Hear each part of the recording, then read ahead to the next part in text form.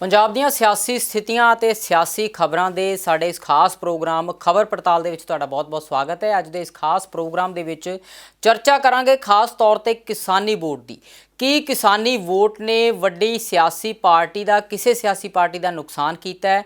किसानी वोट किस पासे वाल भुगती है तो आने वाले दिनों जो नतीजे आउणगे तो किसानी वोट उन्हां नतीजों के विच किहड़ा प्रभाव छड्डेगी। इन्हां सारे विषयों ते गल करांगे। नाल दी नाल गल करांगे डेरियां दी वोट बारे। डेरे बड़ा वड्डा फैक्टर ने पंजाब दी सियासत दे विच। डेरियां दी वोट किस पासे वाल भुगती है, सियासी आधार की रहा ते आने वाले दिनों नतीजों के विच डेरियां दी वोट का की प्रभाव पवेगा, इस बारे भी गलबात करांगे। नाल दी नाल दीप सिद्धू फैक्टर की गल भी करांगे, इसका की प्रभाव रहा ते नाल दी नाल विक्रम सिंह मजीठीए की जुडिशियल कस्टडी का पंजाब की सियासत के उपर की असर रहा, इस बाबत भी गलबात करांगे। होर भी गठजोड़ दीआं जिहड़ियां सियासतां पंजाब दे विच चल रहीआं ने, इन्हां सारे सवालों ते अज गलबात करांगे। सीनियर पत्रकार सुरिंदर डल्ला जी मेरे नाल ने। डल्ला साहब बहुत बहुत स्वागत है तुहाडा प्रोग्राम दे विच। बहुत बहुत धन्यवाद जगदीश जी, तुहाडा भी और दुनिया भर के पंजाबियों का भी बहुत बहुत धन्यवाद।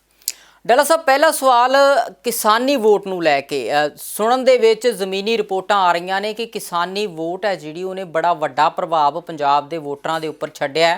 ये भी जानकारी मिली है कि 10 तो 15 विधान सभा दीआं सीटां दे विच बहुत ही वड्डा एक फैक्टर एक रोल अदा करन जा रही ने किसानी वोटां। किवें देखदे हो डल्ला साहब इन्हां रिपोर्टां नूं? जगदीश जी, मैं किसानी ते काफ़ी पड़ताल कर रहा सी पिछले कई दिनों तो।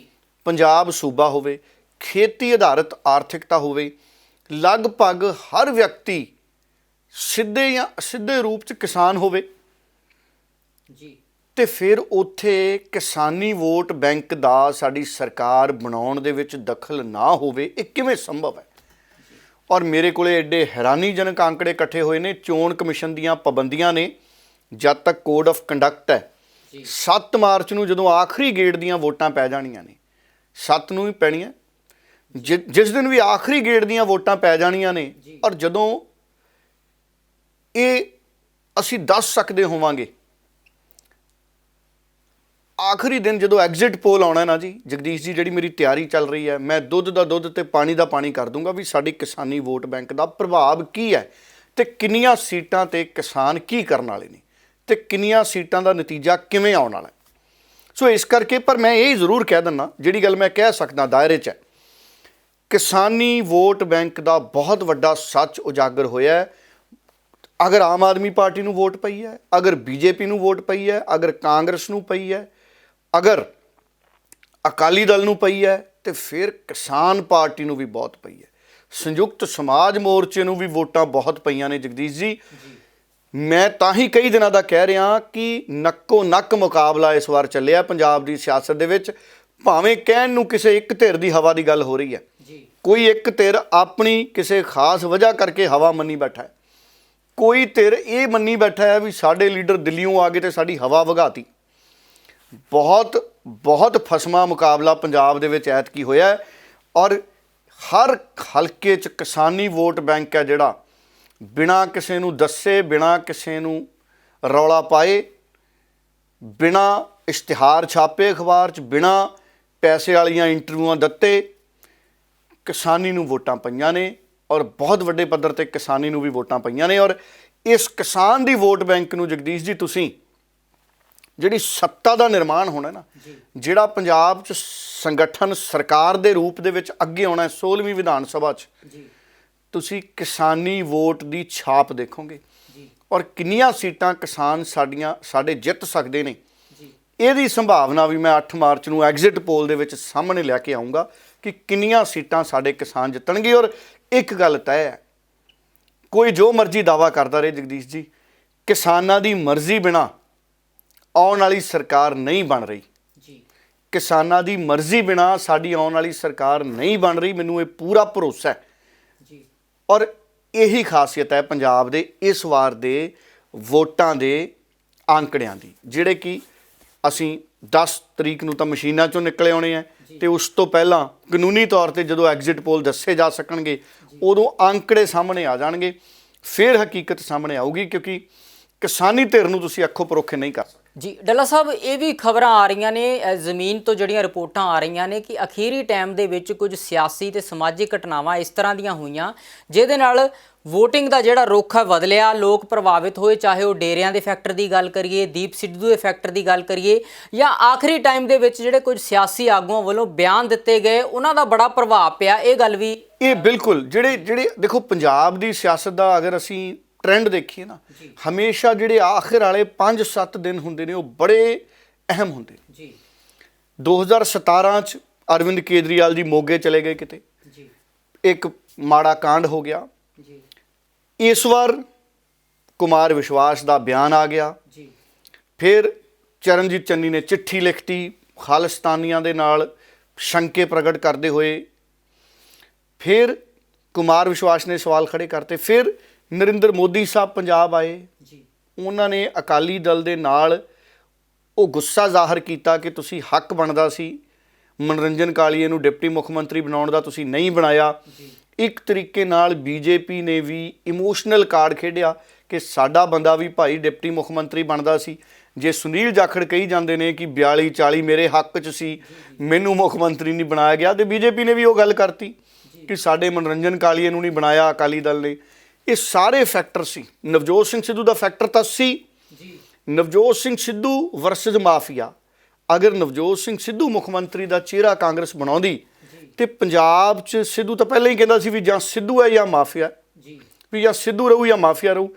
ਹੁਣ ਕਾਂਗਰਸ ਨੇ ਸਿੱਧੂ ਨੂੰ ਮੁੱਖ ਮੰਤਰੀ ਦਾ ਚਿਹਰਾ ਹੀ ਨਹੀਂ ਰੱਖਿਆ। ਅਗਰ ਨਵਜੋਤ ਸਿੰਘ ਸਿੱਧੂ ਮੁੱਖ ਮੰਤਰੀ ਦਾ ਚਿਹਰਾ ਹੁੰਦਾ ਤੇ ਪੰਜਾਬ 'ਚ ਨਵਜੋਤ ਸਿੰਘ ਸਿੱਧੂ ਵਰਸਸ ਮਾਫੀਆ ਇੱਕ ਲੜਾਈ ਹੋਣੀ ਸੀ। ਕਾਂਗਰਸ ਨੂੰ ਵੀ ਉਹਦਾ ਫਾਇਦਾ ਮਿਲਣਾ ਸੀ ਸਿੱਧੂ ਦੇ ਵੋਟ ਬੈਂਕ ਦੇ ਰੂਪ 'ਚ, ਪਰ ਸਿੱਧੂ ਮੁੱਖ ਮੰਤਰੀ ਦਾ ਚਿਹਰਾ ਨਹੀਂ, ਇਸ ਕਰਕੇ ਮਾਫੀਆ ਨਾਲ ਕਾਂਗਰਸ ਦੀ ਲੜਾਈ ਕਮਜ਼ੋਰ ਪੈ ਗਈ।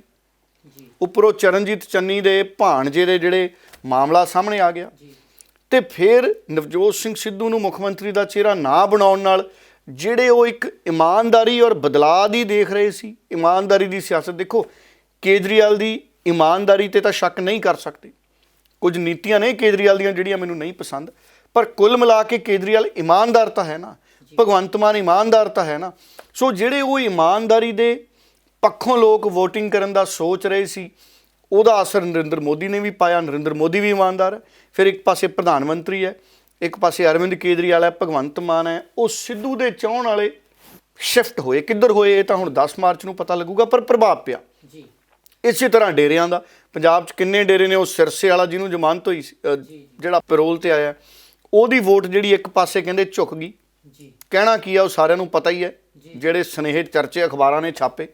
ਹੁਣ ਉਹਦਾ ਵੀ ਅਸਰ ਜਗਦੀਸ਼ ਜੀ ਨਜ਼ਰ ਆਇਆ ਸਾਫ਼ ਤੌਰ ਤੇ। ਫਿਰ ਰਾਧਾ ਸਵਾਮੀ ਡੇਰੇ ਵਾਲੇ ਦਾ ਵੀ ਅਸਰ ਨਜ਼ਰ ਆਇਆ। ਇਹ ਫੈਕਟਰ ਸਾਰੇ ਮਿਲ ਜੁਲ ਕੇ ਜਿਹੜੇ ਅਖੀਰਲੇ 5-7 ਦਿਨ ਸੀ, ਕਿਸੇ ਇੱਕ ਵੇਵ ਨੂੰ ਬਦਲਣ ਦੇ ਵਿੱਚ ਕਿਤੇ ਨਾ ਕਿਤੇ ਤਾਂ ਕਾਮਯਾਬ ਹੋਏ ਹੋਣਗੇ ਨਾ। ਦੇਖੋ ਤੁਸੀਂ ਹਨੇਰੀ 'ਚ ਜਾਂਦੇ ਹੋ, ਮਾੜੀ ਮੋਟੀ ਮਿੱਟੀ ਤਾਂ ਅੱਖ 'ਚ ਪੈ ਹੀ ਜਾਂਦੀ ਹੈ, ਕੋਈ ਕਣ ਤਾਂ ਪੈ ਹੀ ਜਾਂਦਾ। ਸੋ ਮਤਲਬ ਤੁਸੀਂ ਵਾਤਾਵਰਣ ਦਾ, ਆਪਣੇ ਆਲੇ ਦੁਆਲੇ ਦਾ, ਪੁਰਾਣੇ ਕਹਿੰਦੇ ਨੇ ਨਾ ਜੈਸੀ ਸੰਗਤ ਵੈਸੀ ਰੰਗਤ, ਮਾੜਾ ਮੋਟਾ ਫਰਕ ਤਾਂ ਪੈਂਦਾ ਹੀ ਹੈ ਨਾ। ਉਹ ਕਿੰਨਾ ਪਿਆ ਉਹ 10 ਮਾਰਚ ਨੂੰ ਪਤਾ ਲੱਗੂਗਾ, ਪਰ ਇਹ ਸਾਰੇ ਫੈਕਟਰ ਬੜੇ ਪ੍ਰਭਾਵੀ ਹੋਏ ਨੇ। ਇਸੇ ਕਰਕੇ ਮੈਂ ਕਹਿੰਦਾ ਵੀ ਹਜੇ ਵੀ ਜਿਹੜੀ ਸਰਕਾਰ ਹੈ ਅਗਲੀ ਜਿਹੜੀ ਬਣਨ ਵਾਲੀ ਹੈ, ਉਹ ਤੈਅ ਨਹੀਂ ਹੋ ਗਿਆ ਵੀ ਕਿਹਦੀ ਬਣ ਰਹੀ ਹੈ। ਐਵੇਂ ਲੱਡੂ ਹੁਣੇ ਨਾ ਲਿਆ ਕੇ ਮੰਗਵਾ ਕੇ ਰੱਖ ਲਿਓ। ਸਾਰਿਆਂ ਨੂੰ ਹੀ ਕਹਿੰਦਾ ਮੈਂ ਵੀ ਹਲਵਾਈਆਂ ਨੇ ਕਿਤੇ ਨਹੀਂ ਚਲੇ ਜਾਣਾ, ਆਰਡਰ ਦੇ ਲਓ, ਪਰ ਚੱਕੀ ਉਸੇ ਦਿਨ ਜਿੱਦਣ ਨਤੀਜੇ ਆਉਣਗੇ। ਕਿਤੇ ਪਹਿਲਾਂ ਹੀ ਰਾਤੋਂ ਰਾਤ ਲੱਡੂਆਂ ਦੇ ਡੱਬੇ ਲੈ ਕੇ ਰੱਖ ਲਓ। ਇੱਕ ਵਾਰੀ ਇੱਕ ਬਹੁਤ ਵੱਡਾ ਲੀਡਰ ਸੀ ਪੰਜਾਬ 'ਚ ਕਾਂਗਰਸ ਦਾ, ਕਹਿੰਦੇ ਉਹਨੇ ਟੈਂਟ ਲਵਾ ਲਏ ਸੀ ਆਪਣੀ ਕੋਠੀ, ਕਈ ਕੁਆਂਟਲ ਲੱਡੂ ਵੀ ਮੰਗਾ ਲਏ ਸੀ। ਚਲੋ ਲੱਡੂ ਤਾਂ ਕੰਮ ਆ ਹੀ ਜਾਂਦੇ ਨੇ, ਲੱਡੂਆਂ ਦਾ ਵਿਚਾਰਿਆਂ ਦਾ ਕੀ ਕਸੂਰ ਹੈ, ਕਿਸੇ ਨੇ ਤਾਂ ਖਾ ਹੀ ਲੈਣੇ ਨੇ। ਅੱਜ ਕੱਲ੍ਹ ਤਾਂ ਸੈਡ ਸੌਂਗ ਤੇ ਭੰਗੜਾ ਹੋ ਜਾਂਦਾ, ਤੇ ਦੁਖੀ ਮਨ ਨਾਲ ਵੀ ਲੱਡੂ ਢਿੱਡ ਭਰਨ ਲਈ ਖਾਧਾ ਜਾ ਸਕਦਾ। ਜੇ ਸੈਡ ਸੌਂਗ ਤੇ ਭੰਗੜਾ ਹੋ ਸਕਦਾ ਤੇ ਹਾਰਨ ਤੋਂ ਬਾਅਦ ਲੱਡੂ ਬੰਦਾ ਕਹਿੰਦਾ ਚਲੋ ਖੁਸ਼ੀ 'ਚ ਨਹੀਂ ਖਾਧੇ ਤੇ ਢਿੱਡ ਭਰਨ ਲਈ ਖਾ ਲਓ। ਮੈਂ ਲੱਡੂ ਸਵਾਦ ਬਹੁਤ ਹੁੰਦਾ, ਮੈਂ ਤਾਂ ਖਾਸ ਤੌਰ ਤੇ ਬੂੰਦੀ ਵਾਲਾ ਖਾਂਦਾ, ਉਹ 'ਚ ਕਾਲੀ ਮਿਰਚ ਪਈ ਹੁੰਦੀ। ਅੱਛਾ, ਜਿਹੜੇ ਪਿੰਡਾਂ ਵਾਲੇ ਲੱਡੂ ਸੀ ਨਾ ਸਾਡੇ ਪੁਰਾਣੇ ਸਮਿਆਂ ਦੇ, ਪੁਰਾਣੇ ਲੱਡੂ ਵੱਡੇ ਸਾਈਜ਼ ਦੇ ਹੁੰਦੇ ਸੀ, ਕਾਲੀਆਂ ਮਿਰਚਾਂ ਤੇ ਵਿੱਚ ਉਹ ਪਤਾ ਨਹੀਂ ਕੀ ਹੁੰਦਾ ਸੀ, ਹਰੇ ਵੀ, ਉਹ ਚੈਰੀ, ਹਰੀ ਚੈਰੀ, ਹਰੀ ਲਾਲ ਚੈਰੀ, ਵਿੱਚ ਬੂੰਦੀ, ਉਹ ਵੱਡੇ ਲੱਡੂ, ਉਹ ਬੜੇ ਸਵਾਦ ਹੁੰਦੇ। ਵੈਸੇ ਅੱਜ ਕੱਲ੍ਹ ਵਿਆਹਾਂ 'ਚ ਉਹੋ ਜਿਹੇ ਲੱਡੂ ਬਣਦੇ ਨਹੀਂ। ਸੋ ਡੱਲਾ ਸਾਹਿਬ, ਅਗਲੇ ਸਵਾਲ ਵੱਲ ਵਧਦੇ ਹਾਂ। ਵਿਕਰਮ ਸਿੰਘ ਮਜੀਠੀਆ ਹੁਣ ਅੱਜ ਪੇਸ਼ ਹੋਏ, ਜੁਡੀਸ਼ੀਅਲ ਕਸਟਡੀ ਦੇ ਵਿੱਚ ਦੁਬਾਰਾ ਭੇਜ ਦਿੱਤਾ ਗਿਆ। ਆਉਣ ਵਾਲੀ ਸਿਆਸਤ ਦੇ ਉੱਪਰ ਕੀ ਅਸਰ ਰਹਿਣ ਵਾਲਾ, ਤੇ ਮੌਜੂਦਾ ਸਿਆਸਤ ਦੇ ਉੱਪਰ ਇਸ ਜੁਡੀਸ਼ੀਅਲ ਕਸਟਡੀ ਦਾ ਕੀ ਅਸਰ ਰਹਿਣ ਵਾਲਾ? ਦੇਖੋ, ਮੇਰਾ ਇਹ ਮੰਨਣਾ ਹੈ ਕਿ ਬਿਕਰਮ ਮਜੀਠੀਆ ਦੀ ਜੁਡੀਸ਼ੀਅਲ ਕਸਟਡੀ ਹੋ ਗਈ, ਭਾਵ ਜੇਲ੍ਹ ਚਲੇ ਗਏ ਨੇ। ਉਂਝ ਤਾਂ ਪ੍ਰਕਾਸ਼ ਸਿੰਘ ਬਾਦਲ ਨੇ ਵੀ 16-17 ਸਾਲ ਪੰਜਾਬ ਦੇ ਵੱਖ-ਵੱਖ ਅੰਦੋਲਨਾਂ 'ਚ ਜੇਲ੍ਹ ਕੱਟੀ। ਹੁਣ ਬਿਕਰਮ ਮਜੀਠੀਆ ਕਹਿ ਰਹੇ ਨੇ ਕਿ ਮੈਂ ਬੇਕਸੂਰ ਹਾਂ, ਮੈਨੂੰ ਧੋਖੇ ਨਾਲ ਫਸਾਇਆ ਗਿਆ। ਦੇਖੋ ਹੁਣ ਇਹ ਅਦਾਲਤ ਸਾਫ਼ ਕਰੂਗੀ। ਜੇ ਤਾਂ ਬਿਕਰਮ ਸਿੰਘ ਮਜੀਠੀਆ ਬੇਕਸੂਰਾ ਹੋਇਆ ਤੇ ਅਦਾਲਤ ਬਰੀ ਕਰ ਦੂ, ਅਗਰ ਬੇਕਸੂਰੇ ਨਹੀਂ ਹੋਣਗੇ ਤੇ ਫਿਰ ਉਹਨਾਂ ਨੂੰ ਅਦਾਲਤ ਦੇ ਫੈਸਲੇ ਦੇ ਮੁਤਾਬਕ ਚੱਲਣਾ ਪੈਣਾ। ਹੁਣ ਕੀ ਉਹ ਬੇਕਸੂਰੇ ਨੇ ਕਿ ਨਹੀਂ, ਹੁਣ ਲੰਮਾ ਸਮਾਂ ਉਹਨਾਂ ਨੂੰ ਅਦਾਲਤੀ ਜਦੋਜਹਿਦ ਕਰਨੀ ਪਊਗੀ। ਹਾਲ ਦੀ ਘੜੀ ਉਹ ਜੇਲ੍ਹ ਚਲੇ ਗਏ ਨੇ। 8 ਮਾਰਚ ਤੱਕ 14 ਦਿਨਾਂ ਦੇ ਜੁਡੀਸ਼ੀਅਲ ਰਿਮਾਂਡ ਤੇ ਹੈ, ਪਰ ਸਿਆਸੀ ਤੌਰ ਦੇ ਉੱਤੇ ਬਿਕਰਮ ਮਜੀਠੀਆ ਨੂੰ ਇਹਦਾ ਬਹੁਤ ਨੁਕਸਾਨ ਹੋਊਗਾ। ਆਉਂਦੇ ਸਮੇਂ 'ਚ ਬਿਕਰਮ ਮਜੀਠੀਆ ਨੂੰ ਕਦੋਂ ਬੇਲ ਮਿਲਦੀ ਹੈ, ਕਦੋਂ ਜ਼ਮਾਨਤ ਮਿਲਦੀ ਹੈ, ਕਿਉਂਕਿ ਬਿਕਰਮ ਮਜੀਠੀਆ ਇੱਕ ਵੱਡੀ ਪਾਰਟੀ ਦੇ ਲੀਡਰ ਨੇ, ਸਾਬਕਾ ਮੰਤਰੀ ਨੇ, ਬਹੁਤ ਵੱਡੇ ਪੈਸੇ ਵਾਲੇ ਸ਼ਖਸ ਨੇ। ਪੈਸਾ ਤਾਂ ਹੋਊਗਾ ਹੀ ਬਿਕਰਮ ਮਜੀਠੀਆ ਨੂੰ। ਹੁਣ ਜੇ ਹੁੰਦਾ ਕਿਸੇ ਗਰੀਬ ਦਾ ਪੁੱਤ ਫੇਰ ਗੱਲ ਵੱਖਰੀ ਸੀ ਵੀ ਪਤਾ ਨਹੀਂ ਜੇਲ੍ਹ 'ਚੋਂ ਕਦੋਂ ਬਾਹਰ ਆਊਗਾ, ਪਰ ਜੇ ਕਿਸੇ ਗਰੀਬ ਦਾ ਪੁੱਤ ਹੁੰਦਾ ਤੇ ਹੁਣ ਤੱਕ ਇੰਨੀ ਉਹ ਨਹੀਂ ਸੀ ਮਿਲਣੀ ਸਹੂਲਤ ਵੀ ਇੰਟਰਿਮ ਬੇਲ ਵੀ ਹੋਗੀ। ਇਹੋ ਜਿਹੇ ਕੇਸ 'ਚ ਆ ਕਹਿੰਦੇ NDPS ਵਾਲੇ ਕੇਸਾਂ 'ਚ, NDPS ਕੇਸਾਂ 'ਚ, ਆ ਨਸ਼ੇ ਨੁਸ਼ੇ ਵਾਲੇ ਕੇਸਾਂ 'ਚ ਕਹਿੰਦੇ ਐਡੀ ਛੇਤੀ ਜ਼ਮਾਨਤਾਂ ਨਹੀਂ ਹੁੰਦੀਆਂ। ਉਹ ਵੀ ਜਿਹੜੇ ਗੈਰ ਕਾਨੂੰਨੀ ਨਸ਼ੇ ਨੇ। ਇੱਕ ਤਾਂ ਹੋ ਗਏ ਨਾ ਕਾਨੂੰਨੀ ਨਸ਼ੇ, ਕਿ ਕਿਸੇ ਨੇ ਦਾਰੂ ਪੀ ਲਈ, ਕਿਸੇ ਨੇ ਦਾਰੂ ਪੀ ਲਈ ਸੜਕ ਤੇ ਅਲਾਉਡ ਨਹੀਂ ਹੁੰਦੀ, ਕਿਸੇ ਨੇ ਸਿਗਰਟ ਪੀ ਲਈ ਉਹਦਾ ਵੀ ਚਲਾਨ ਕੱਟ ਦਿੰਦੇ ਆ ਵੀ ਤੁਸੀਂ ਪਬਲਿਕ ਥਾਂ ਤੇ ਸਿਗਰਟ ਪੀ ਲਈ। ਉਹ ਤਾਂ ਅਲੱਗ ਤਰ੍ਹਾਂ ਦੇ ਨੇ। ਪਰ ਚਿੱਟਾ, ਡਰੱਗਸ, ਨਸ਼ਾ, ਗੈਰ ਕਾਨੂੰਨੀ ਨਸ਼ੇ, ਜਦੋਂ ਇਹ ਮਾਮਲੇ ਆ ਜਾਂਦੇ, ਹੁਣ ਇਹ ਨਹੀਂ ਪਤਾ, ਇਹ ਤਾਂ ਵਿਆਖਿਆ ਆਉਣ ਵਾਲੇ ਸਮੇਂ 'ਚ ਹੋਊਗੀ ਕਿ ਬਿਕਰਮ ਮਜੀਠੀਆ ਤੇ ਜਿਹੜੇ ਕੇਸ ਦਰਜ ਹੋਇਆ ਉਹਦੇ ਵਿੱਚ ਕਿਸ ਤਰੀਕੇ ਦੇ ਇਲਜ਼ਾਮ ਨੇ, ਤਾਂ ਬਾਅਦ 'ਚ ਪਤਾ ਲੱਗੂਗਾ। ਪਰ ਡਰੱਗਸ ਦੇ ਮਾਮਲੇ 'ਚ ਜਿਹੜੇ ਜ਼ਮਾਨਤਾਂ ਨੇ ਉਹ ਲੇਟ ਮਿਲਦੀਆਂ ਨੇ। ਸੋ ਇਸ ਕਰਕੇ ਹੁਣ ਬਿਕਰਮ ਮਜੀਠੀਆ ਸਾਹਿਬ ਕਿੰਨੀ ਦੇਰ ਜੇਲ੍ਹ 'ਚ ਰਹਿੰਦੇ ਨੇ, ਕਦੋਂ ਜ਼ਮਾਨਤ ਹੁੰਦੀ ਹੈ, ਇਹ ਬੜਾ ਨਿਰਭਰ ਕਰਦਾ। ਔਰ ਬਿਕਰਮ ਮਜੀਠੀਆ ਅਜਿਹਾ ਫੈਕਟਰ ਹੈ ਜਿਹੜਾ ਪੰਜਾਬ ਦੀ ਸਿਆਸਤ ਨੂੰ ਪ੍ਰਭਾਵਿਤ ਕਰਦਾ ਹੈ। ਬਿਕਰਮ ਮਜੀਠੀਆ ਭਾਵੇਂ ਨਵਜੋਤ ਸਿੰਘ ਸਿੱਧੂ ਦੇ ਸਾਹਮਣੇ ਲੜਿਆ ਚੋਣ, ਔਰ ਮੇਰਾ ਇਹ ਮੰਨਣਾ ਹੈ ਕਿ ਬਿਕਰਮ ਮਜੀਠੀਆ ਦੇ ਆਉਣ ਦੇ ਨਾਲ ਮੀਡੀਆ ਦੇ ਵਿੱਚ ਤਾਂ ਇਹ ਗੱਲ ਜ਼ਰੂਰ ਤੁਰੀ ਕਿ ਹੌਟ ਸੀਟ ਹੈ ਅੰਮ੍ਰਿਤਸਰ, ਪਰ ਹੌਟ ਸੀਟ ਵਾਲੀ ਗੱਲ ਕੋਈ ਨਹੀਂ। ਮੈਨੂੰ ਤਾਂ ਉਹ ਸੀਟ ਤੱਤੀ ਲੱਗੀ ਨਹੀਂ, ਸੁੱਖੀ ਸਾਂਦੀ ਉੱਥੇ ਚੋਣਾਂ ਹੋ ਗਈਆਂ। ਬਾਕੀ ਰਹੀ ਗੱਲ ਸਿਆਸੀ ਤੌਰ ਤੇ, ਅਗਰ ਬਿਕਰਮ ਮਜੀਠੀਆ ਜੀ ਦੀ ਧਰਮ ਪਤਨੀ ਜਿੱਤ ਜਾਂਦੀ ਹੈ ਜਾਂ ਹਾਰ ਜਾਂਦੀ ਹੈ, ਬਿਕਰਮ ਮਜੀਠੀਆ ਜੀ ਅਗਰ ਹਾਰ ਜਾਂਦੇ ਨੇ ਜਾਂ ਜਿੱਤ ਜਾਂਦੇ ਨੇ, ਫਿਰ ਇਹ ਫਰਕ ਪਊਗਾ। ਔਰ ਦੂਸਰਾ, ਉਹਨਾਂ ਦੀ ਜ਼ਮਾਨਤ ਕਦੋਂ ਹੁੰਦੀ ਹੈ, ਇਹ ਗੱਲ ਬਹੁਤ ਅਹਿਮੀਅਤ ਰੱਖਦੀ ਹੈ। ਪਰ ਅਕਾਲੀ ਦਲ 'ਚ ਬਿਕਰਮ ਮਜੀਠੀਆ ਦੇ ਚਾਹੁਣ ਵਾਲਿਆਂ ਦੀ ਕਮੀ ਨਹੀਂ। ਬਹੁਤ ਸਾਰੇ ਅਕਾਲੀ ਦਲ ਦੇ ਜਿਹੜੇ ਲੀਗਲ ਵਿੰਗ ਦੇ ਲੋਕ ਨੇ ਜਾਂ ਉਹਨਾਂ ਦੇ ਵਲੰਟੀਅਰਸ ਨੇ ਜਾਂ ਲੀਡਰ ਨੇ, ਉਹਨਾਂ ਸਾਰਿਆਂ ਦਾ ਸਮਰਥਨ ਬਿਕਰਮ ਮਜੀਠੀਆ ਨੂੰ ਹੈਗਾ। ਬਾਕੀ ਫੈਸਲਾ ਹੁਣ ਜਗਦੀਸ਼ ਜੀ ਅਦਾਲਤ ਦੇ ਹੱਥ ਹੈ। ਜੀ ਡੱਲਾ ਸਾਹਿਬ, ਜਿਵੇਂ ਜਿਵੇਂ ਨਤੀਜਿਆਂ ਦੀ ਜਿਹੜੀ ਤਰੀਕ ਹੈ ਉਹ ਨਜ਼ਦੀਕ ਆ ਰਹੀ ਹੈ, ਉਵੇਂ ਉਵੇਂ ਗੱਠਜੋੜ ਦੀਆਂ ਜਿਹੜੀਆਂ ਖਬਰਾਂ ਨੇ ਉਹ ਵੀ ਹਵਾ ਦੇ ਵਿੱਚ ਗੂੰਜ ਰਹੀਆਂ ਨੇ। ਅੱਜ ਇੱਕ ਅਖਬਾਰ ਨੇ ਵੀ ਰਿਪੋਰਟ ਛਾਪੀ ਹੈ ਕਿ ਗੱਠਜੋੜ ਜਿਹੜਾ ਹੈ, ਵੱਖੋ ਵੱਖਰੇ ਪਾਰਟੀਆਂ ਦੇ ਆਗੂ ਹੈ ਜਿਹੜੇ ਇੱਕ ਦੂਜੇ ਦੇ ਨਾਲ ਉਹ ਸੰਪਰਕ ਸਾਧ ਰਹੇ ਨੇ। ਕੱਲ ਅਜੀਤ ਦੇ ਵਿੱਚ ਬੜੇ ਸੀਨੀਅਰ ਪੱਤਰਕਾਰ ਨੇ ਹਰਕਮਲਜੀਤ ਸਿੰਘ, ਉਹਨਾਂ ਨੇ ਵੀ ਛਾਪਿਆ ਵੀ ਕਹਿੰਦੇ ਚੋਣ ਨਤੀਜਿਆਂ ਤੋਂ ਪਹਿਲਾਂ ਜਿਹੜੇ ਸੰਭਾਵੀ ਗੱਠਜੋੜ ਨੇ ਉਹਦੀਆਂ ਤਿਆਰੀਆਂ ਸ਼ੁਰੂ ਹੋ ਗਈਆਂ। ਸੋ ਕਾਂਗਰਸ ਦੇ ਵੀ ਕਈ ਲੀਡਰ ਸੋਚੀ ਜਾਂਦੇ ਵੀ ਆਪਾਂ ਜੇ ਲੋੜ ਪੈ ਗਈ ਤਾਂ ਭਾਈ ਕਿਵੇਂ ਕਰਾਂਗੇ। ਹੁਣ ਜਿਹੜੇ ਪੰਜਾਬ ਦੇ ਹਾਲਾਤ ਨੇ, ਬੀਜੇਪੀ ਨਾਲ ਤਾਂ ਕਾਂਗਰਸ ਦਾ ਗੱਠਜੋੜ ਹੋ ਨਹੀਂ ਸਕਦਾ, ਅਕਾਲੀ ਦਲ ਨਾਲ ਵੀ ਨਹੀਂ ਹੋ ਸਕਦਾ, ਕੈਪਟਨ ਅਮਰਿੰਦਰ ਨਾਲ ਵੀ ਨਹੀਂ ਹੋ ਸਕਦਾ ਕਿਉਂਕਿ ਉਹਨਾਂ ਦਾ ਪਹਿਲਾਂ ਹੀ ਬੀਜੇਪੀ ਨਾਲ ਹੈ, ਢੀਂਡਸਾ ਸਾਹਿਬ ਪਹਿਲਾਂ ਹੀ ਬੀਜੇਪੀ ਨਾਲ ਕਰੀ ਬੈਠੇ ਆ। ਹੁਣ ਪੰਜਾਬ 'ਚ ਰਹਿ ਕੌਣ ਗਿਆ? ਇੱਕ ਤਾਂ ਕਿਸਾਨਾਂ ਦੀ ਪਾਰਟੀ ਰਹਿ ਗਈ, ਕਿਸਾਨ ਕਿਉਂਕਿ ਆਜ਼ਾਦ ਤੌਰ ਤੇ ਲੜ ਰਹੇ ਨੇ ਕਿਸਾਨਾਂ ਦੀ ਪਾਰਟੀ। ਹੁਣ ਇੱਕ ਤਾਂ ਕਿਸਾਨ ਰਹਿ ਗਏ, ਇੱਕ ਆਮ ਆਦਮੀ ਪਾਰਟੀ। ਹੁਣ 3 ਪਾਰਟੀਆਂ ਨੇ। ਹੁਣ ਕਾਂਗਰਸ ਅਗਰ ਕਿਸੇ ਗੱਠਜੋੜ 'ਚ ਆ ਸਕਦੀ ਹੈ, ਅਗਰ ਨੌਬਤ ਆਉਂਦੀ ਹੈ, ਤੇ ਕਿਸਾਨਾਂ ਦੀ ਮਰਜ਼ੀ ਹੋਊਗੀ ਵੀ ਕੀ ਉਹ ਗੱਠਜੋੜ ਕਰਨਾ ਚਾਹੁਣਗੇ ਜਾਂ ਨਹੀਂ। ਹੁਣ ਕਿਸਾਨ ਆਪ ਨਾਲ ਵੀ ਕਰ ਸਕਦੇ ਗੱਠਜੋੜ, ਕਾਂਗਰਸ ਨਾਲ ਵੀ ਕਰ ਸਕਦੇ ਨੇ, ਪਰ ਕਿਸਾਨਾਂ ਦੀਆਂ ਕਿੰਨੀਆਂ ਸੀਟਾਂ ਆਉਂਦੀਆਂ, ਕਾਂਗਰਸ ਦੀਆਂ ਕਿੰਨੀਆਂ ਆਉਂਦੀਆਂ, ਆਪ ਦੀਆਂ ਕਿੰਨੀਆਂ ਆਉਂਦੀਆਂ, ਇਹ ਵੀ ਹੋ ਸਕਦਾ ਗੱਠਜੋੜ ਕਰਨ ਦੀ ਲੋੜ ਹੀ ਨਾ ਪਵੇ, ਕੋਈ ਇੱਕ ਪਾਰਟੀ ਸਪਸ਼ਟ ਬਹੁਮਤ ਲੈ ਜੇ, ਉਹਦੀ ਸੰਭਾਵਨਾ ਘੱਟ ਲੱਗਦੀ ਹੈ। ਹੋ ਵੀ ਸਕਦਾ ਇੱਕ ਅੱਧੀ ਸੀਟ ਕੋਈ ਵੱਧ ਲੈ ਜੇ, ਪਰ ਇਹਦੇ ਲਈ ਸੋਚ ਵਿਚਾਰ ਹੋਣੀ ਸ਼ੁਰੂ ਹੋ ਗਈ। ਮੈਂ ਹਰਕਮਲਜੀਤ ਸਿੰਘ ਉਹਨਾਂ ਦੀ ਰਿਪੋਰਟ ਪੜ੍ਹ ਰਿਹਾ ਸੀ, ਕਹਿੰਦੇ ਇੱਕ ਸੂਰਤ ਜੇ ਅਜਿਹੀ ਬਣ ਜੇ ਵੀ ਕਾਂਗਰਸ ਤੇ ਆਪ ਦੋਨੇ ਹੀ ਨੇੜੇ ਹੋਣ ਸਰਕਾਰ ਬਣਾਉਣ ਦੇ, ਪਰ ਦੋਨਾਂ ਕੋਲੇ ਬਹੁਮਤ ਨਾ ਹੋਵੇ ਤਾਂ ਕੀ ਹੋਊਗਾ। ਉਹਨਾਂ ਨੇ ਲਿਖਿਆ ਕਿ ਕਾਂਗਰਸੀ ਲੀਡਰ ਕਹਿੰਦੇ ਫਿਰ ਪਾਰਟੀ ਹਾਈ ਕਮਾਂਡ ਲੋੜ ਮੁਤਾਬਕ ਫੈਸਲਾ ਕਰੂਗੀ, ਪਰ ਹਰਕੰਵਲਜੀਤ ਸਿੰਘ ਆਪਣੀ ਰਿਪੋਰਟ 'ਚ ਲਿਖਦੇ ਨੇ, ਕਹਿੰਦੇ ਉਹਨਾਂ ਨੇ ਪੂਰੀ ਰਿਪੋਰਟ ਦਿੱਤੀ ਹੈ ਸਾਰੀ, ਤੇ ਉਹ ਮੈਂ ਗੱਲ ਪੜ੍ਹ ਦਿੰਦਾ। ਉਹ ਕਹਿੰਦੇ ਪ੍ਰਾਪਤ ਜਾਣਕਾਰੀ ਅਨੁਸਾਰ ਕਾਂਗਰਸ ਬਹੁਮਤ ਨਾ ਮਿਲਣ ਦੀ ਸੂਰਤ ਦੇ ਵਿੱਚ ਆਮ ਆਦਮੀ ਪਾਰਟੀ ਨਾਲ ਸੋਚ ਸਕਦੀ ਹੈ ਗੱਠਜੋੜ ਬਾਰੇ। ਜੀ, ਅਜੀਤ ਅਖਬਾਰ ਦੇ ਪੱਤਰਕਾਰ ਨੇ ਹਰਕੰਵਲਜੀਤ ਸਿੰਘ, ਬੜੇ ਸੂਝ-ਬੂਝ ਵਾਲੇ ਪੱਤਰਕਾਰ ਨੇ। ਹੁਣ ਉਹ ਕਹਿੰਦੇ ਵੀ ਗੱਲਬਾਤ ਦੌਰਾਨ ਇੱਕ ਸੀਨੀਅਰ ਕਾਂਗਰਸੀ ਆਗੂ ਨੇ ਉਹਨਾਂ ਨੂੰ ਕਿਹਾ ਜੀ, ਵੀ ਲੋੜ ਅਨੁਸਾਰ ਪਾਰਟੀ ਇਸ ਸੰਬੰਧੀ ਫੈਸਲਾ ਲੈ ਸਕਦੀ ਹੈ, ਤੇ ਉਹਨਾਂ ਇਹ ਸੰਕੇਤ ਵੀ ਦਿੱਤੇ, ਉਸ ਸੀਨੀਅਰ ਆਗੂ ਨੇ ਹਰਕੰਵਲਜੀਤ ਸਿੰਘ ਉਹਨਾਂ ਨੂੰ ਇਹ ਸੰਕੇਤ ਵੀ ਦਿੱਤੇ ਕਿ ਨਵਜੋਤ ਸਿੰਘ ਸਿੱਧੂ ਤੇ ਭਗਵੰਤ ਮਾਨ ਦੇ ਕਾਫੀ ਚੰਗੇ ਸੰਬੰਧ ਨੇ। ਹੁਣ ਕਿਸੇ ਕਾਂਗਰਸੀ ਆਗੂ ਵੱਲੋਂ ਇਹ ਸੰਕੇਤ ਦੇਣਾ ਵੀ ਨਵਜੋਤ ਸਿੰਘ ਸਿੱਧੂ ਤੇ ਭਗਵੰਤ ਮਾਨ ਦੇ ਬੜੇ ਚੰਗੇ ਸੰਬੰਧ ਨੇ, ਇਹਦਾ ਮਤਲਬ ਤਾਂ ਕੱਢਿਆ ਜਾ ਸਕਦਾ ਨਾ ਜੀ। ਸੋ ਇਸ ਕਰਕੇ, ਪਰ ਮੇਰਾ ਹੀ ਮੰਨਣਾ, ਦਿੱਲੀ 'ਚ ਵੀ ਇੱਕ ਵਾਰੀ ਇਹ ਹੋ ਚੁੱਕਿਆ, ਕਾਂਗਰਸ ਵਾਲੇ ਬਿਨਾਂ ਮੰਗੇ ਹੀ ਸਮਰਥਨ ਦੇ ਆਏ ਸੀ ਆਮ ਆਦਮੀ ਪਾਰਟੀ ਨੂੰ, ਬਾਅਦ 'ਚ ਆਮ ਆਦਮੀ ਪਾਰਟੀ ਨੂੰ ਕਿਸੇ ਨੂੰ ਸਮਰਥਨ ਦੇਣ ਦੀ ਲੋੜ ਹੀ ਨਹੀਂ ਪਈ। ਇੱਕ ਵਾਰ ਕਾਂਗਰਸੀ ਸਮਰਥਨ ਦੇ ਆਏ ਸੀ, ਬਾਅਦ 'ਚ ਵਾਪਸ ਲੈ ਲਿਆ, ਤੇ ਬਾਅਦ 'ਚ ਲੋੜ ਹੀ ਨਹੀਂ ਪਈ ਆਮ ਆਦਮੀ ਪਾਰਟੀ ਨੂੰ ਸਮਰਥਨ ਦੀ। ਉਹ ਆਪਣੇ ਦਮ ਤੇ ਹੀ 2 ਵਾਰ ਕੇਜਰੀਵਾਲ ਨੇ ਸਰਕਾਰ ਬਣਾਤੀ। ਸੋ ਪੰਜਾਬ 'ਚ ਕੀ ਵਾਪਰਦਾ ਇਹ ਤਾਂ ਵਕਤ ਦੱਸੂਗਾ, ਪਰ ਅਗਰ ਅਜਿਹੀ ਸਥਿਤੀ ਆਉਂਦੀ ਹੈ ਕਿ ਆਮ ਆਦਮੀ ਪਾਰਟੀ ਤੇ ਕਾਂਗਰਸ 'ਚ ਗੱਠਜੋੜ ਤੇ ਸੰਭਾਵਨਾ, ਤੇ ਮੈਨੂੰ ਨਹੀਂ ਲੱਗਦਾ ਕਿ ਨਵਜੋਤ ਸਿੰਘ ਸਿੱਧੂ ਤੇ ਭਗਵੰਤ ਮਾਨ ਤੋਂ ਇਲਾਵਾ ਇਹਦੇ ਬਾਰੇ ਕੋਈ ਸੋਚੂਗਾ। ਨਾ ਕੇਜਰੀਵਾਲ ਸਾਹਿਬ ਨੇ ਮੰਨਣਾ, ਨਾ ਕਾਂਗਰਸ ਨੇ ਮੰਨਣਾ ਜੀ। ਭਗਵੰਤ ਮਾਨ ਤੇ ਨਵਜੋਤ ਸਿੰਘ ਸਿੱਧੂ, ਕਿਉਂਕਿ ਇਹਨਾਂ ਦੀ ਸੋਚ ਇੱਕ ਹੈ, ਦੋਵੇਂ ਇਮਾਨਦਾਰ ਨੇ, ਦੋਵੇਂ ਇਹ ਗੱਲ ਅਗਰ ਲੋੜ ਪੈਂਦੀ ਹੈ ਤਾਂ, ਮੈਂ ਅਗਰ ਕਹਿ ਰਿਹਾ ਕਿਉਂਕਿ ਇੱਕ ਸੀਨੀਅਰ ਪੱਤਰਕਾਰ ਨੇ ਇਹਦੀ ਸੰਭਾਵਨਾ ਜਤਾਈ ਹੈ, ਮੈਂ ਤਾਂ ਡਿਸਕਸ ਕਰ ਰਿਹਾ। ਨਹੀਂ ਤਾਂ ਅੱਜ ਕੱਲ੍ਹ ਆਪਣਾ ਮੀਡੀਆ ਦਾ ਬਹੁਤ ਵੱਡਾ ਹਿੱਸਾ ਹੈ, ਮੈਂ ਕਿਸੇ ਵੀ ਪ੍ਰੋਗਰਾਮ 'ਚ ਕੁਝ ਵੀ ਬੋਲਾਂ, ਮੈਂ ਲੀਡਰ ਤਾਂ ਹੈ ਨਹੀਂ, ਤੇ ਉਹ ਮੇਰੇ ਪੱਤਰਕਾਰ ਦੇ ਤੌਰ 'ਤੇ ਵੀ ਜਿਹੜੇ ਵਿਚਾਰ ਹੁੰਦੇ ਆ ਉਹ ਲੀਡਰ ਦੇ ਤੌਰ 'ਤੇ ਪੇਸ਼ ਕੀਤੇ ਜਾਂਦੇ ਨੇ ਅੱਜ ਕੱਲ੍ਹ ਜੀ। ਕਈ ਅਖਬਾਰ, ਟੀਵੀ ਉਹਦੇ 'ਤੇ ਫਿਰ ਚਰਚਾ ਕਰਦੇ ਆ। ਚਲੋ ਡੈਮੋਕ੍ਰੇਸੀ 'ਚ ਸਭ ਨੂੰ ਹੱਕ ਹੈ ਜੀ, ਪਰ ਮੈਂ ਇਹ ਜਿਹੜੀ ਗੱਲ ਕਰ ਰਿਹਾ, ਇਹ ਮੈਂ ਇੱਕ ਪੱਤਰਕਾਰ ਦੀ ਲਿਖੇ ਹੋਏ ਖਬਰ ਤੋਂ ਕਰ ਰਿਹਾ ਜੀ। ਇਸ ਕਰਕੇ ਇਹਨੂੰ ਮੇਰੀ ਬਣਾ ਕੇ ਅੱਗੇ ਨਾ ਪੇਸ਼ ਕਰ ਦਿੱਤੀ ਜਾਵੇ। ਹੁਣ ਇਹ ਉਹਨਾਂ ਦਾ ਐਨਾਲਿਸਿਸ ਹੈ, ਇਹ ਉਹਨਾਂ ਦੀ ਸੋਚ ਹੈ।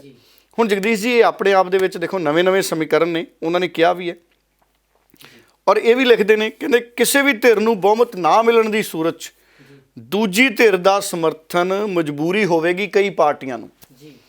ਹੁਣ ਦੇਖੋ ਹੋ ਤਾਂ ਇਹ ਵੀ ਸਕਦਾ ਹੈ ਕਿਸੇ ਸਮੇਂ ਅਗਰ ਅਕਾਲੀ ਦਲ ਨੂੰ ਲੋੜ ਹੋਵੇ ਤੇ ਅਕਾਲੀ ਦਲ ਵੀ ਕਿਸਾਨਾਂ ਨਾਲ ਅਗਰ ਸਮਝੌਤਾ ਹੁੰਦਾ ਤਾਂ, ਪਰ ਇਹ ਵਕਤ ਦੱਸੂਗਾ ਕਿਸਾਨਾਂ ਦੀਆਂ ਕਿੰਨੀਆਂ ਕੁ ਸੀਟਾਂ ਆਉਂਦੀਆਂ ਨੇ।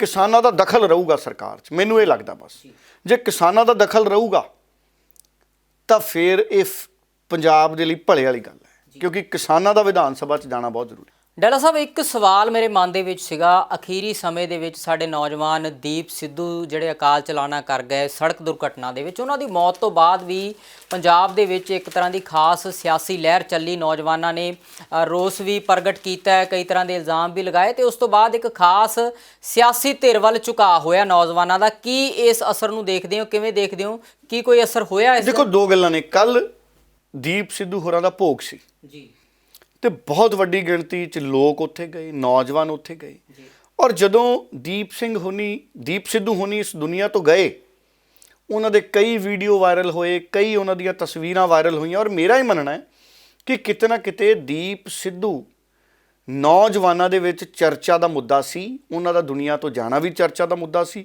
ਔਰ ਉਹਨਾਂ ਦੇ ਦੁਨੀਆ 'ਤੇ ਜਾਣ ਤੋਂ ਬਾਅਦ ਇੱਕ ਤਰੀਕੇ ਨਾਲ ਜਿਵੇਂ ਦੀਪ ਸਿੱਧੂ ਉਹਨਾਂ ਦੀਆਂ ਵੀਡੀਓ ਵਾਇਰਲ ਹੋਈਆਂ, ਉਹਦੇ ਨਾਲ ਇੱਕ ਵਾਰੀ ਫੇਰ ਨੌਜਵਾਨਾਂ ਦੇ ਚਿੱਤ 'ਚ, ਸਾਰੇ ਸਿਆਣੇ ਬਜ਼ੁਰਗਾਂ ਬੀਬੀਆਂ ਦੇ ਚਿੱਤ 'ਚ ਉਹ ਪੂਰਾ ਕਿਸਾਨ ਅੰਦੋਲਨ ਦਾ ਦ੍ਰਿਸ਼ ਆ ਗਿਆ। ਉਹ ਆਪ ਮੁਹਾਰੇ ਦਿਮਾਗ 'ਚ ਪ੍ਰਤੀਬਿੰਬ ਇੱਕ ਸਾਹਮਣੇ ਆ ਗਿਆ ਵੀ ਇਹ ਕੁਝ ਵਾਪਰਿਆ ਸੀ। ਔਰ ਨਿਸ਼ਚਿਤ ਤੌਰ 'ਤੇ ਕਿਉਂਕਿ ਪੰਜਾਬ ਦੇ ਅਸੀਂ ਕਿਸਾਨ ਕਿੰਨੇ ਗਵਾਏ, ਅਸੀਂ 500 600 700 ਕਿਸਾਨਾਂ ਦੀ ਸ਼ਹੀਦੀ ਹੋਈ ਹੈ। ਉਹ ਕਿਵੇਂ ਕਿਸਾਨ ਆਮ ਲੋਕ ਸਾਡੇ ਭੁੱਲ ਜਾਂਦੇ, ਪਿੰਡਾਂ ਵਾਲੇ ਕਦੀ ਨਹੀਂ ਭੁੱਲਦੇ। ਕਿਸਾਨ ਮਿੱਟੀ ਨਾਲ ਮਿੱਟੀ ਹੁੰਦਾ ਹੈ ਤਾਂ ਕਿਤੇ ਫਸਲ ਪੈਦਾ ਹੁੰਦੀ ਹੈ, ਤੇ ਆਪਣੇ ਹੱਕ ਲਈ ਸੰਘਰਸ਼ ਕਰ ਰਿਹਾ ਸੀ। ਉਹ ਧੰਨਵਾਦ ਹੈ ਮੋਦੀ ਸਾਹਿਬ ਦਾ, ਦੇਰ ਨਾਲ ਸਮਝੇ ਮੋਦੀ ਸਾਹਿਬ, ਤੇ ਉਹਨਾਂ ਨੇ ਕਾਨੂੰਨ ਵਾਪਸ ਲਏ, ਨਹੀਂ ਤਾਂ ਹੁਣ ਵੀ ਉਹ ਸੰਘਰਸ਼ ਚੱਲ ਰਿਹਾ ਹੋਣਾ ਸੀ। ਕਿੱਡਾ ਆਰਥਿਕ ਉਹਦੇ ਨਾਲ ਪਤਨ ਹੋਇਆ, ਸਾਡਾ ਆਰਥਿਕ ਨੁਕਸਾਨ ਹੋਇਆ ਪੰਜਾਬ ਦਾ, ਔਰ ਬੀਜੇਪੀ ਨੂੰ ਵੀ ਨੁਕਸਾਨ ਹੋਇਆ ਉਹਦਾ। ਉਹ ਪਤਾ ਲੱਗੂਗਾ 10 ਮਾਰਚ ਤੋਂ ਬਾਅਦ ਬੀਜੇਪੀ ਨੂੰ ਵੀ ਕਿੱਡਾ ਨੁਕਸਾਨ ਹੋਇਆ, ਅੰਕਲਨ ਕਰਨਗੇ। ਪਰ ਦੀਪ ਸਿੱਧੂ ਦੇ ਅਕਾਲ ਚਲਾਣੇ ਤੋਂ ਬਾਅਦ ਉਹਨਾਂ ਦੇ ਵਿਚਾਰ, ਉਹਨਾਂ ਦੇ ਵੀਡੀਓ, ਇਹਨੇ ਪੰਜਾਬ ਦੇ ਵਿੱਚ ਇੱਕ ਫੈਕਟਰ ਦੇ ਤੌਰ ਤੇ ਕੰਮ ਕੀਤਾ। ਜਿਹੜੇ ਲੋਕ ਵੋਟਾਂ ਪਾਉਣ ਲਈ ਸੋਚ ਰਹੇ ਸੀ ਵੀ ਅਸੀਂ ਕਿਹੜੀ ਕਿਹੜੀ ਗੱਲ ਨੂੰ ਮੱਦੇਨਜ਼ਰ ਰੱਖੀਏ, ਕਿਸੇ ਦੇ ਦਿਮਾਗ 'ਚ 1000 ਰੁਪਈਆ ਸੀ, ਕਿਸੇ ਦੇ ਦਿਮਾਗ 'ਚ ਸਕੂਟਰੀ ਸੀ, ਕਿਸੇ ਦੇ ਦਿਮਾਗ 'ਚ ਇਸ਼ਤਿਹਾਰ ਸੀ ਟੀਵੀਆਂ ਤੇ ਚੱਲ ਰਹੇ, ਕਿਸੇ ਦੇ ਦਿਮਾਗ 'ਚ ਕੋਈ ਹੋਰ ਫੈਕਟਰ ਸੀ। ਉਹਨਾਂ ਦੇ ਦਿਮਾਗ 'ਚ ਇੱਕ ਫੈਕਟਰ ਆ ਵੀ ਆ ਗਿਆ, ਦੀਪ ਸਿੱਧੂ, ਜੋ ਉਹਨੇ ਗੱਲਾਂ ਕਹੀਆਂ। ਔਰ ਨਿਸ਼ਚਿਤ ਤੌਰ ਤੇ ਦੀਪ ਸਿੱਧੂ ਦੇ ਜਿਹੜੇ ਫੈਕਟਰ ਨੇ ਵੀ ਜਿਹੜੇ ਵੋਟਰ ਨੇ ਸਾਡੇ, ਉਹਨਾਂ ਦੀ ਸੋਚ ਨੂੰ ਪ੍ਰਭਾਵਿਤ ਕੀਤਾ ਹੋਣਾ। ਔਰ ਉਸ ਤੋਂ ਬਾਅਦ ਮੈਨੂੰ ਇਹ ਲੱਗਦਾ ਕਿ ਕਿਸਾਨੀ ਦੀ ਸਮਝ ਰੱਖਣ ਵਾਲੇ ਲੋਕਾਂ ਨੇ ਸੋਚਿਆ ਹੋਣਾ ਕਿ ਅਸੀਂ ਵੋਟ ਹੁਣ ਕਿਹੜੀ ਪਾਰਟੀ ਨੂੰ ਪਾਉਣੀ ਹੈ। ਔਰ ਇਹਦਾ ਵੱਡਾ ਪ੍ਰਭਾਵ ਜਿਹੜਾ ਵੋਟਾਂ ਦੇ ਉੱਤੇ ਗਿਆ ਹੋਏਗਾ, ਮਾਲ ਵਿੱਚ ਵੀ ਗਿਆ ਹੋਏਗਾ, ਮਾਝੇ ਤੇ ਦੁਆਬੇ ਵਿੱਚ ਵੀ ਗਿਆ ਹੋਏਗਾ, ਕਿਉਂਕਿ ਕਿਸਾਨੀ ਸਾਡੀ ਧੁਰ ਪੰਜਾਬ ਹੈ। ਇਸ ਕਰਕੇ ਉਹ ਠੀਕ ਹੈ, ਅਮਰਗੜ੍ਹ ਦੇ ਵਿੱਚ ਤਾਂ ਇੱਕ ਕੈਂਡੀਡੇਟ ਹੀ ਬਹਿ ਗਿਆ ਕਿਸਾਨ ਮੋਰਚੇ ਦਾ, ਸਿਮਰਨਜੀਤ ਸਿੰਘ ਮਾਨ ਉਹਨਾਂ ਦੇ ਹੱਕ 'ਚ। ਔਰ ਸਿਮਰਨਜੀਤ ਸਿੰਘ ਮਾਨ ਉਹਨਾਂ ਦਾ ਜਿਹੜੀ ਉਹ ਸੀਟ ਹੈ ਅਮਰਗੜ੍ਹ ਦੀ, ਹਾਲਾਂਕਿ ਉੱਥੇ ਕਾਂਗਰਸ 'ਚ, ਆਮ ਆਦਮੀ ਪਾਰਟੀ 'ਚ, ਸਿਮਰਨਜੀਤ ਸਿੰਘ ਮਾਨ 'ਚ ਔਰ ਅਕਾਲੀ ਦਲ 'ਚ, ਉੱਥੇ ਵੀ ਬੜਾ ਫਸਮਾ ਮੁਕਾਬਲਾ। ਔਰ ਹੋਰ ਵੀ ਇੱਕ ਦੋ ਕੈਂਡੀਡੇਟ ਨੇ, ਬੜਾ ਫਸਮਾ ਮੁਕਾਬਲਾ। ਬਾਕੀ ਰਿਜ਼ਲਟ 10 ਤਰੀਕ ਨੂੰ ਤੈਅ ਕਰ ਦੇਣਗੇ ਜਿਹੜੇ ਸਾਡੇ ਸੋਚ ਪ੍ਰਭਾਵ ਦੇ ਫੈਕਟਰ ਨੇ ਉਹ ਕਿੰਨੇ ਕਿੱਥੇ ਕਿੱਥੇ ਪਏ ਨੇ। ਜੀ, ਸੋ ਡੱਲਾ ਸਾਹਿਬ, ਬੜੀਆਂ ਬਹੁਤ ਸਾਰੀਆਂ ਸੰਭਾਵਨਾਵਾਂ ਨੇ ਇਹਨਾਂ ਵਿਧਾਨ ਸਭਾ ਚੋਣ ਨਤੀਜਿਆਂ ਦੇ ਵਿੱਚ। ਇਹ ਵੀ ਦੇਖਣਾ ਹੋਵੇਗਾ ਕਿ ਬਹੁਮਤ ਦੀ ਸਰਕਾਰ ਆਉਂਦੀ ਹੈ ਜਾਂ ਗੱਠਜੋੜ ਕਰਨਾ ਪੈਂਦਾ ਸਿਆਸੀ ਪਾਰਟੀਆਂ ਨੂੰ। ਹੁਣ ਆਪਾਂ ਸਮਾਪਤੀ ਵੱਲ ਵੱਧਦੇ ਹਾਂ। ਡੱਲਾ ਸਾਹਿਬ, ਬਹੁਤ ਬਹੁਤ ਧੰਨਵਾਦ ਤੁਹਾਡਾ ਅੱਜ ਦੇ ਪ੍ਰੋਗਰਾਮ 'ਚ ਆਪਣੇ ਵਿਚਾਰ ਰੱਖਣ। ਬਹੁਤ ਬਹੁਤ ਧੰਨਵਾਦ ਜਗਦੀਸ਼ ਜੀ।